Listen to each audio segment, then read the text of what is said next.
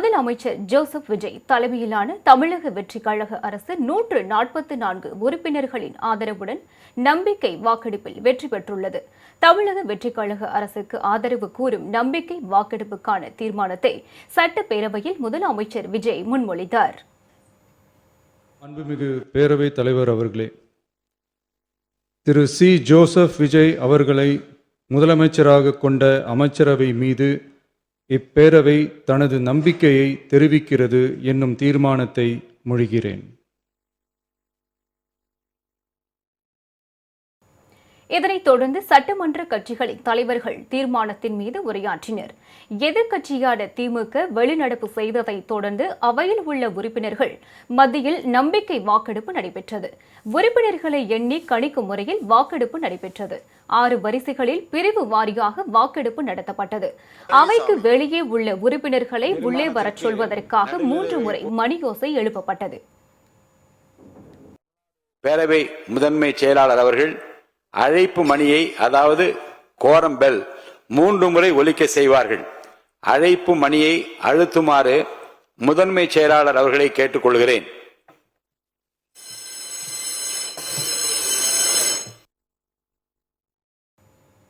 தமிழக வெற்றிக்கான அரசுக்கு ஆதரவாகவும் எதிராகவும் நடுநிலை வகிப்போராகவும் 3 நிலைப்பாடுகளில் உறுப்பினர்கள் எழுந்து நிற்க அவர்களது பெயர்கள் உச்சரிக்கப்பட்டு எண்ணிக்கை கணிக்கப்பட்டது. மாண்புமிகு டாக்டர் கோ. க.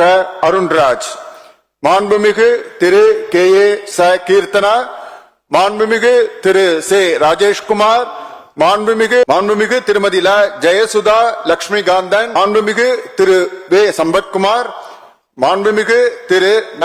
தலவாய் சுந்தரம். இடைநிலை வைப்போர் எழுந்திருக்கும்படி கேட்டு தொகுதி சட்டமன்ற உறுப்பினர் வாக்கெடுப்பில் கலந்து கொள்ளக்கூடாது என்று உச்சநீதிமன்றம் தீர்ப்பளித்திருந்த நிலையில் சபாநாயகர் வாக்கும் காலியாக உள்ள திருச்சி கிழக்கு தொகுதியும் நீங்களாக 231 உறுப்பினர் அவையில் இருந்தனர்.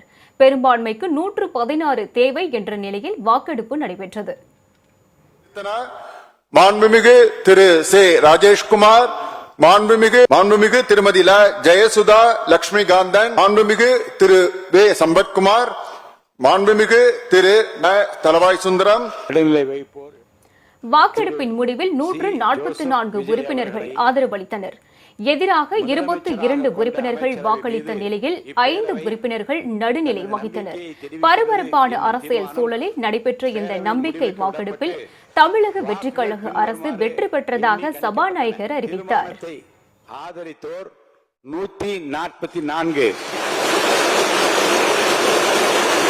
22, நடுநிலை வகித்தோர் 5. தீர்மானத்தை ஆதரித்தோர் அதிகமாக இருப்பதால் மாண்புமிகு முதலமைச்சர் அவர்களின் தீர்மானம் நிறைவேறியது, வெற்றி பெற்றது.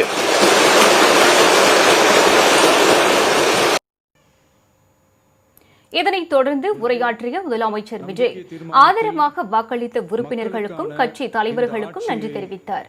கட்சி ஆரம்பித்த 3 ஆண்டுகளில் நூலிலையில் பெரும்பான்மை தள்ளி போயிருப்பதாகவும், சிறுபான்மை மக்களை காக்கும் வகையிலும் பெண்கள், குழந்தைகள் அனைவரையும் பாதுகாக்கும் வகையிலும் அரசு செயல்படும் என்று உறுதியளித்தார்.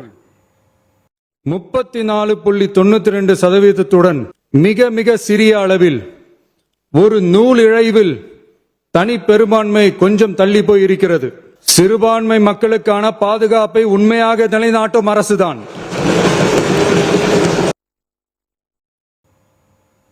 முதலமைச்சர் உரையை தொடர்ந்து பேரவை தேதி குறிப்பிடாமல் ஒத்திவைக்கப்பட்டது. வெற்றியை தவிர ஏதுமில்லை.